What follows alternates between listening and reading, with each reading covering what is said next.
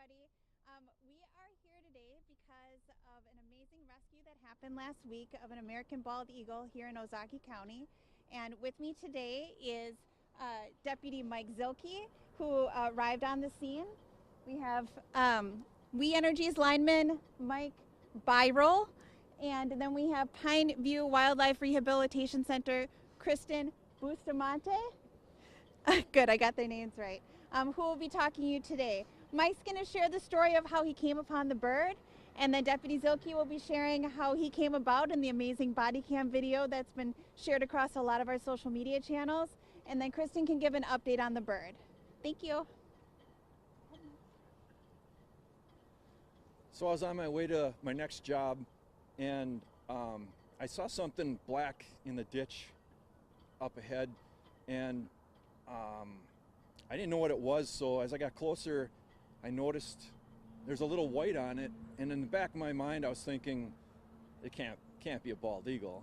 But as I got closer, I saw it raise its head, and so I immediately turned around, and I parked close to it, called the Ozaukee County Sheriff's Department, and I waited for the officer to get there, and when he got there, we approached it, and we knew it was alive, so he called Pine View, and we waited for them to get there, and we just made a plan on surrounding it and kind of sneaking up on it and catching it.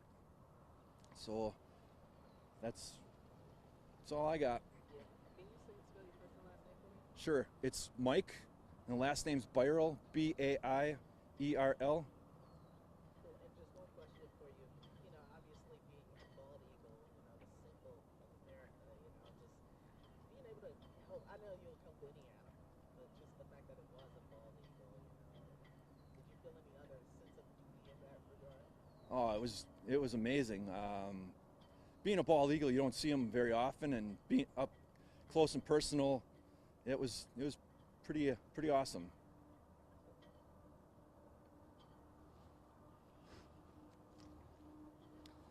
So I got a call from dispatch saying that there was a bald eagle injured on the side of the road, which honestly I didn't believe it at first.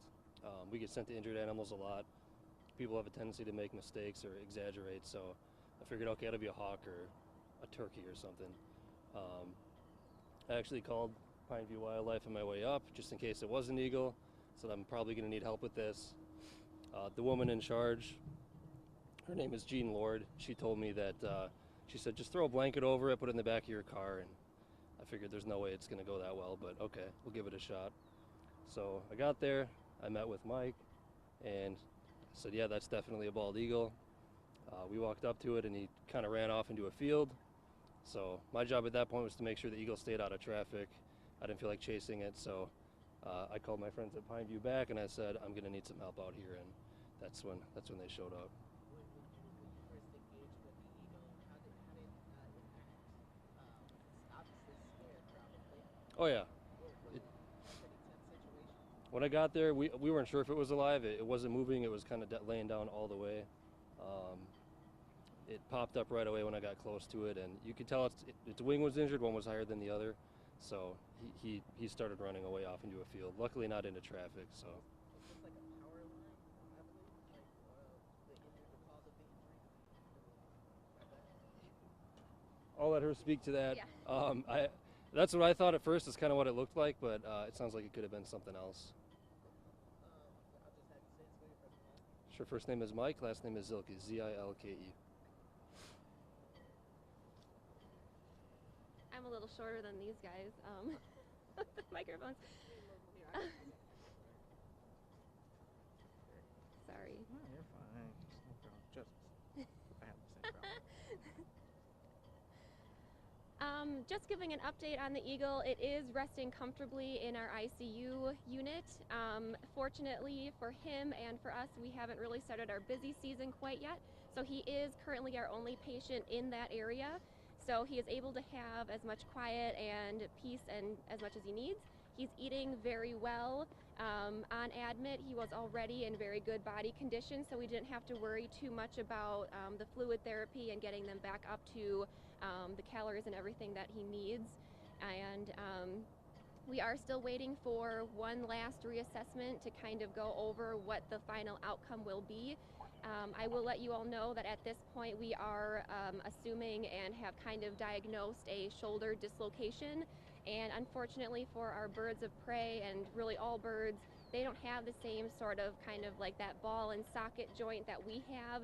There is no way to surgically reduce any dislocations in these birds.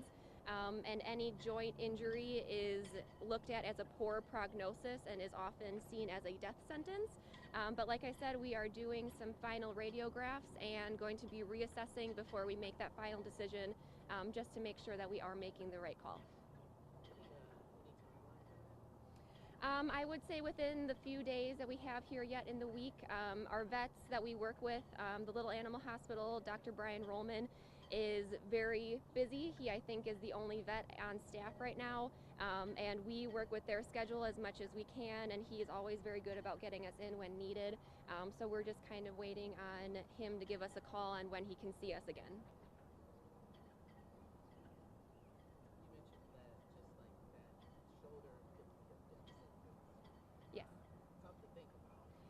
Yeah, it is, and unfortunately, it's really, you know, our technologies are as advanced as they can be at the time. Hopefully in the future we can look at doing some more. Really with injuries like this, it's more of just stabilizing and time will tell. We have had a few successes with them in the past. Bald eagles are very large, their wings are very heavy. They're not the greatest patients as far as being calm and collected when doing a body wrap and making sure that everything is stable and in the correct position. Also, along with that, it takes multiple people to be able to work with these birds and to keep them calm and comfortable while doing these palpations and manipulations of the wing, especially when it is as tender and sore and painful as a dislocation is. I've never personally had one, but I can imagine it does not feel great. So, you know, and it's, I know you had mentioned before or asked what could have caused this injury. We are kind of assuming that it was a hit by car incident, and I'm going to give people the benefit of the doubt and say that maybe there was a car coming from the opposite direction that they just couldn't pull over far enough to get out of the way.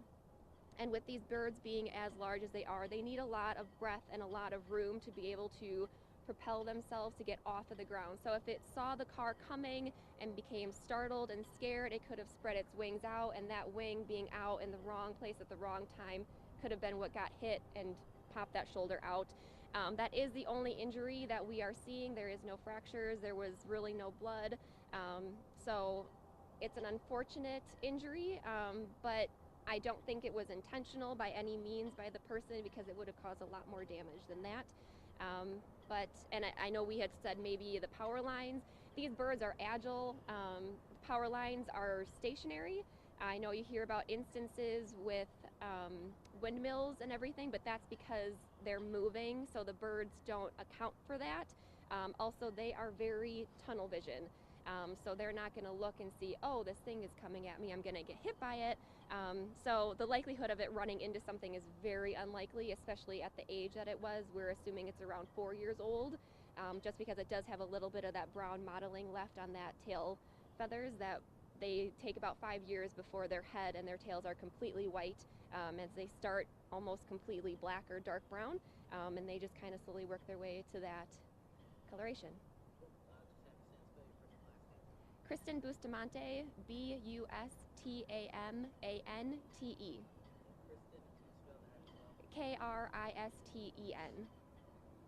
How rare are bald eagles around in this area?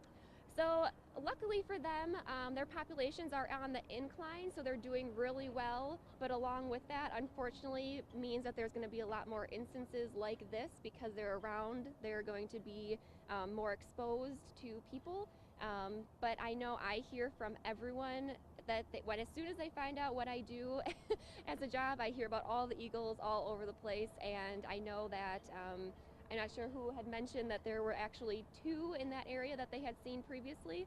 I know we have at least 2 in, I believe, every county right now, and hopefully that they are having a very good breeding population. But like I said, with the increased numbers become increased instances like this.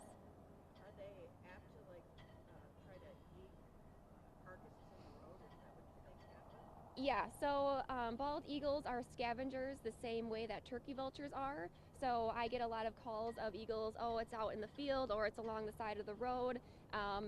I always say give it a little bit of time and see where it goes, just because they do sit and they will eat on a deer all day long. And when they do sit and eat all day long, they get very full, they get even more heavy, and then they can't take off as easily, so then they just kind of get stuck there until everything is digested and they're able to go again. So yeah, definitely scavengers that you'll see on the side of the road quite often.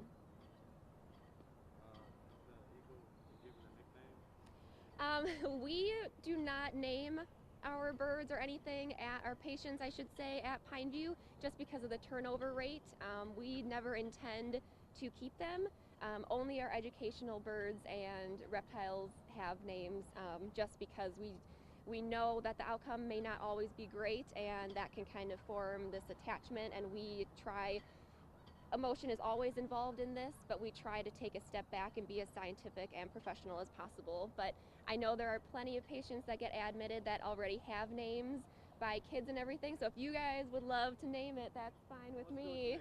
I think we should call him Mike. Mike, there you go.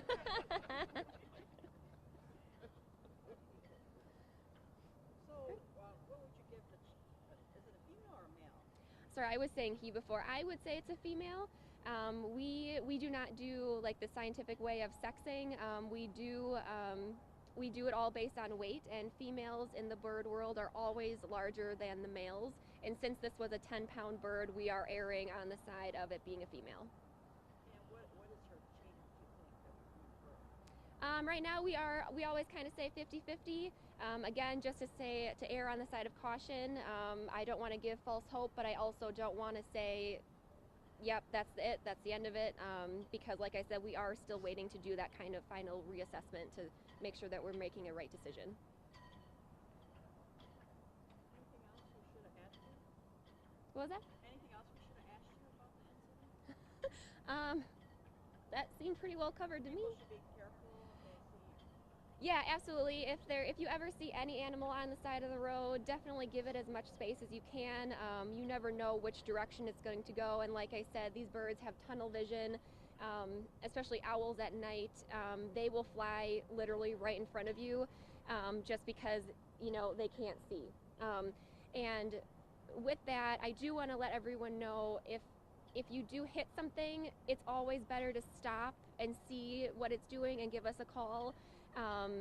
It's unfortunate that this bird was injured in whatever manner that it was, and that it was left there. I think people are under the impression that because it's a bald eagle or because it's a bird of prey, I mean, yes, they are very much protected, but at the same time, if it's an accident, you're not going to get in trouble. It's so much better to always give us a call and let us be able to take it in and out of the elements and prevent it from possibly being hit again or injured more, being preyed upon by other things, or just starving to death. And I have to give a lot of credit to these gentlemen because, like I said, I know you were not the one that hit it, unless you were, for calling it in, and again, for the fast actions of everybody. There's not a lot of people that I would have been able to say, okay, we're going to make a triangle and close in on it, and they definitely stepped up to the task, and it was really no questions asked. This is what we're going to do, and it was running away from us at the time, so we had to kind of cut it off. And again, great actions by everyone involved and great efforts by everyone, and it worked out great and saved it from going back into the road, and it was caught. So yeah.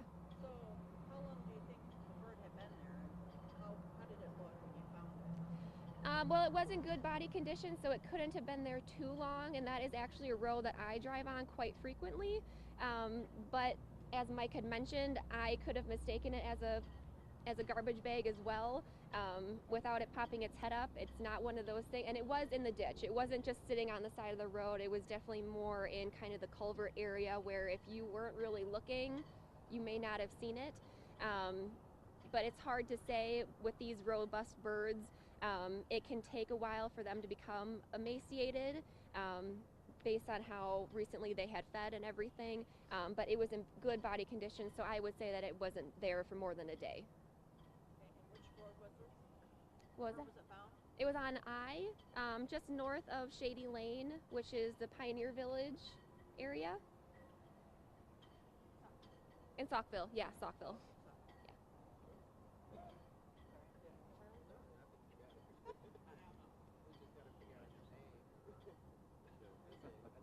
We're good? Okay, yeah, I'm like, Thank you. Thank you. thank you.